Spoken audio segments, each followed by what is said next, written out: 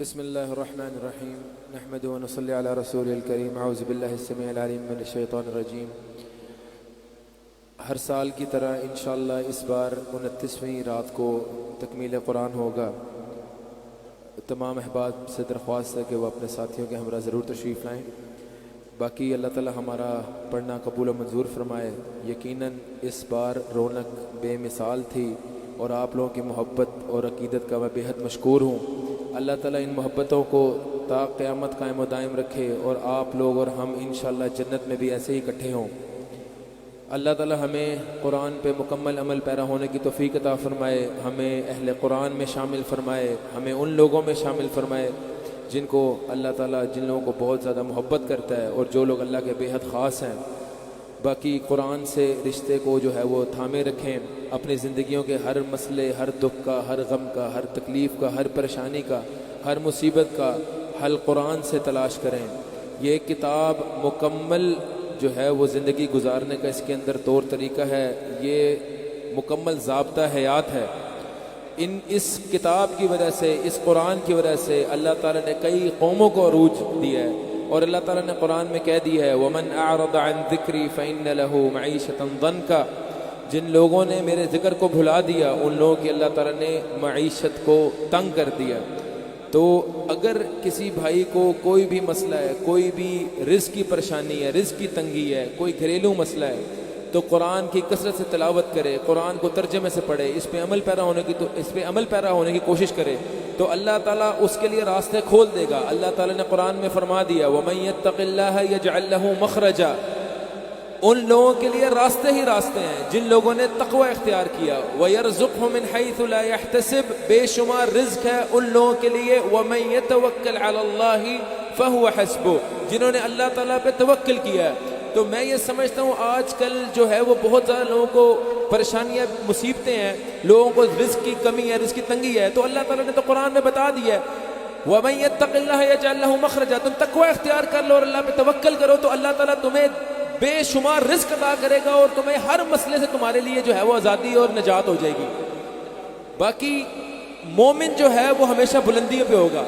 اس قرآن کے اوپر ہم نے مکمل یقین ہے، یہ قرآن بالکل غلط نہیں ہو سکتا، ہم میں کوئی کمیاں کوتاہیاں ضرور ہو سکتی ہیں۔ قد افلح المؤمنون، اللہ تعالیٰ نے قرآن میں فرما دیا ہے فلاح کن لوگوں نے پائی جو مومن ہے۔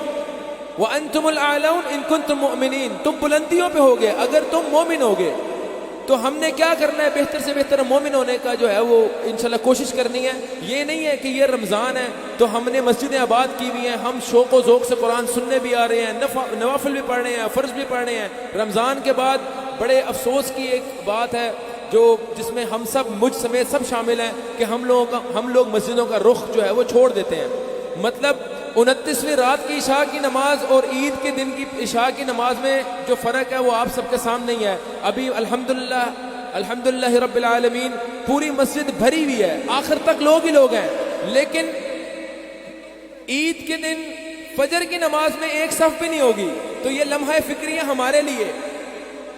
تو رمضان آج یہ عہد کریں کہ اللہ تعالیٰ ہمیں مسجد کا مکمل طور پہ ایک، میں سمجھتا ہوں ایک پختہ نمازی بنائے، پہلی صف کا نمازی بنائے۔ ہم تکبیر اولیٰ کے اللہ کے نمازی ہوں۔ اور باقی یہاں پہ جو بزرگ بیٹھے ہوئے ہیں، یہاں پہ میرے بھائی بیٹھے ہوئے ہیں، میری بہنیں، میری مائیں اوپر بیٹھی ہوئی ہیں، اپنے بچوں کو دین کی تربیت دیں، اپنے بچوں کو دین سکھائیں۔ میں اکثر یہ بات کرتا ہوں، یہ بچے یہاں پہ جو آج ماشاءاللہ اتنے شوق سے آ رہے ہیں قرآن پڑھنے، مستقبل کے اندر مجھے ان کے اندر ایک بہترین قاری نظر آتا ہے، بہترین ایک دین کا جو ہے سپاہی نظر آتا ہے۔ ان بچوں کو دین سکھائیں، اپنے بچوں کو دین سکھائیں۔ دنیا کے اوپر جتنی آپ کی توجہ ہے، مجھے اللہ تعالیٰ نے عزت دنیا کی وجہ سے نہیں دی، مجھے اللہ تعالیٰ نے دین کی وجہ سے عزت دی ہے۔ الحمدللہ میڈیکل کا MBBS پورا کیا ہے، کاروبار کرتا ہوں، لیکن وجہ شہرت، وجہ محبت آپ لوگوں کی کیا ہے؟ قرآن ہے۔ اپنے بچوں کو دین سکھائیں۔ یہ بچہ آپ کا فرما بردار ہوگا، آپ کا خادم ہوگا، دین کا خادم ہوگا، آپ کے بڑھاپے میں خدمت کرے گا، آپ کے لیے آپ کے جانے کے بعد اس دنیا سے دعائے خیر، دعائے مغفرت کرے گا۔ اگر اس بچے کو صرف دنیا ہی دنیا سکھا دی تو یہ بچہ آپ کا ہاتھ پکڑ کر اولڈ ایج ہوم میں چھوڑائے گا۔ لہٰذا اپنے بچوں کو دین سکھائیں۔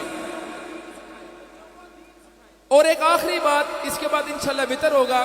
ہمارے معاملے بہت زیادہ خراب ہے معاشرے کے اندر، ہمارے اندر بہت زیادہ کینہ، بغض، حسد، شرارت، تکبر آ چکا ہے۔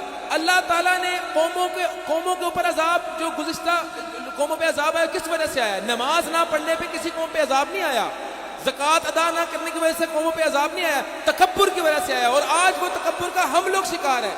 ہم لوگ کسی کو معاف کرنے کو تیار نہیں، ہم لوگ کسی کو پر رحم کرنے کے لیے تیار نہیں، ہم لوگ اللہ تعالیٰ کی رحمت کے طلبگار ہیں، اللہ تعالیٰ سے رحمت کی امید کرتے ہیں، لیکن لوگوں پہ رحم کرنا پسند نہیں کرتے، اپنے رشتہ داروں کے ساتھ اچھا سلوک کرنا پسند نہیں کرتے، اپنے ملازموں کے ساتھ اچھا سلوک نہیں کرتے، اپنے دوست احباب کے ساتھ اچھا سلوک نہیں کرتے۔ کیا اللہ تعالیٰ کی رحمتیں ہم پر نازل ہوں گی؟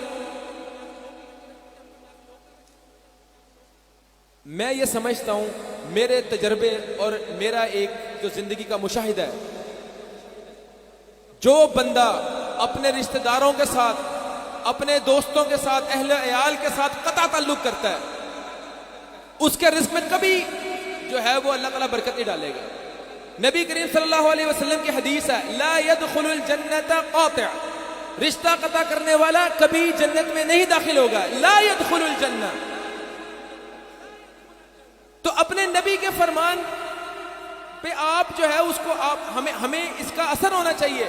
ہم لوگ تکبر میں، انا میں، یہ جھوٹی اناؤں کو ختم کر دیں، جھک جائیں، اللہ تعالیٰ سے اجر لیں، لوگوں کو معاف کریں، اللہ تعالیٰ سے بدلہ لیں، اللہ تعالیٰ مخلوق کو میں نے معاف کیا تو مجھے معاف کر دے، لوگوں پہ رحم کریں اور اللہ کو واسطہ دیں کہ اللہ تعالیٰ تیرے مخلوق کے اوپر میں نے رحم کیا تو مجھ پہ رحم کر۔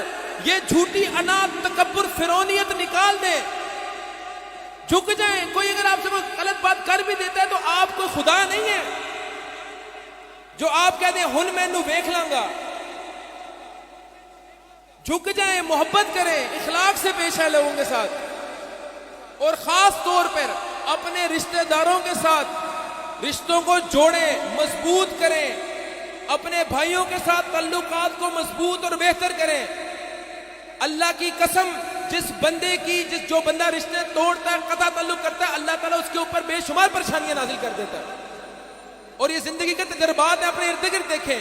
یہ دنیا بہت چھوٹی ہے، صرف رمضان کے اندر ہم نے مسلمان نہیں ہونا، ہم مسلمان 12 مہینے کے ہیں۔ صرف رمضان میں نہیں لوگوں سے معاف کرنا، صرف رمضان میں لوگوں پر رحم نہیں کرنا، رمضان کے بعد بھی لوگوں پر رحم کرنا ہے، معاف کریں، لوگوں کے ساتھ اچھا برتاؤ کریں، مسجد کے نمازی بنیں۔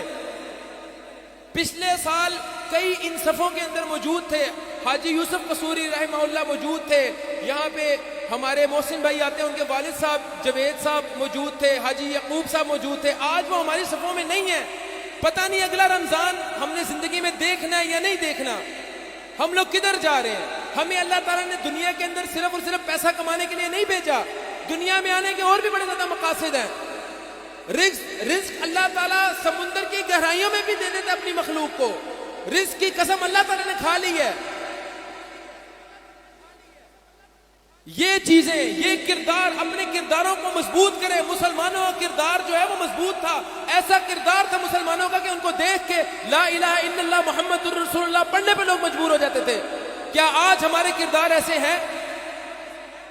ہم نے یہ عہد کرنا ہے کہ ہم نے ایسا نبی کا امتی بننا ہے، ہم نے ایسا مسلمان بننا ہے کہ لوگ ہمیں دیکھ کے رشک کریں۔ ہم ایسا کاروبار کریں گے جس میں کوئی ناپ تول میں کمی نہ ہو، جس میں کوئی دھوکہ فریب نہ ہو۔ ہم ایسا لوگوں سے برتاؤ کریں گے جس میں کوئی کینہ نہ ہو، جس میں کوئی بغض نہ ہو۔ ہم لوگوں سے حسن سلوک کریں گے، یہ سچے مومن کی نشانی ہے۔ تکبر، غرور، اکڑ والے بندے کی کوئی عزت نہیں ہوتی، یہ بندے کو خود لگ رہا ہوتا ہے۔ ہمیشہ ہمبل انسان کی عزت ہوتی ہے، جو بندہ بڑا اخلاق والا ہو، اخلاق کی عزت ہے۔ نبی کریم صلی اللہ علیہ وسلم کی حدیث ہے، البر حسن الخلق، نیکی، اچھا اخلاق رکھنا نیکی ہے۔ ہم لوگ بد اخلاق ہو کے بڑا زیادہ فخر محسوس کرتے ہیں، مجھے فلاں نے بات کی، میں نے اس کو یہ جواب دیا، لعنت ہے تم پہ اگر تم نے فلاں کی بات کرنے کا تمہیں برداشت نہیں ہے۔ دین اسلام ہمیں یہ سکھاتا ہے، وبشر الصابرین، صبر کرنے والوں کو اللہ تعالیٰ نے خوشخبری سنائی ہے۔ اور آج ہم فخر محسوس کر رہے ہیں، اپنے نبی کریم صلی اللہ علیہ وسلم کی نافرمانی کر کے فخر محسوس کر رہے ہیں کہ فلاں بندہ مجھے بات کرتا ہے تو میں اس کو ٹھوک کے جواب دیتا ہوں، اس کی بے عزتی کر دیتا ہوں۔ یہ فخر کی بات نہیں ہے، لمحہ فکری ہے۔ آخری بات کروں گا، نبی کریم صلی اللہ علیہ وسلم کی حدیث ہے کہ بدترین ہے وہ شخص جس کی زبان کی وجہ سے لوگ اسے ملنا چھوڑ دیں، تو ہم نے بدترین نہیں بننا، ہم لوگوں نے بہتر شخص بننا ہے جو معاشرے کے اندر بہتری لا سکے۔ کوئی مسئلہ نہیں ہے، آپ چلتے پھرتی ایگزامپلز بنے، آپ چلتے پھرتے رول ماڈل بنے، آپ نبی کریم صلی اللہ علیہ وسلم کے امتی ہیں۔ کیا منہ دکھائیں گے اپنے نبی کو قیامت والے دن؟ کس منہ سے ان کی شفاعت جو ہے وہ آپ سوال کریں گے؟ کس منہ سے اللہ تعالیٰ کہیں گے اللہ تعالیٰ مجھے میرے نبی کے ساتھ جنت میں داخل کر دے؟ کس منہ سے کہیں گے؟ کیا نبی کی ہم بات مان رہے ہیں؟ کیا ہماری روزمرہ روٹین کے اندر کوئی ایسی بات ہے جس میں ہم اللہ کو واسطہ دے سکیں اللہ تعالیٰ میں تیرے محبوب محمد صلی اللہ علیہ وسلم کا امتی ہوں اور ان کی فرما برداری کرتا ہوں، مجھے خدا را میرے معاملہ کو صحیح کر دے، میرے معاملہ کو درست کر دے اور مجھے جنت دے دے؟ ہم یہ کہہ سکتے ہیں؟ اپنی تنہائیوں کو پاکیزہ کر لیں، اپنے معاملات کو درست کر لیں، اپنے اندر سے کینہ حسد بغض کو نکال دیں، اللہ تعالیٰ آپ کو بے شمار رزق عطا کرے گا، آپ کے سارے معاملات بہتر کر دے گا، آپ کو ذہنی قلبی روحانی جسمانی دماغی سکون عطا کرے گا۔ یہ میں سمجھتا ہوں گارنٹی ہے۔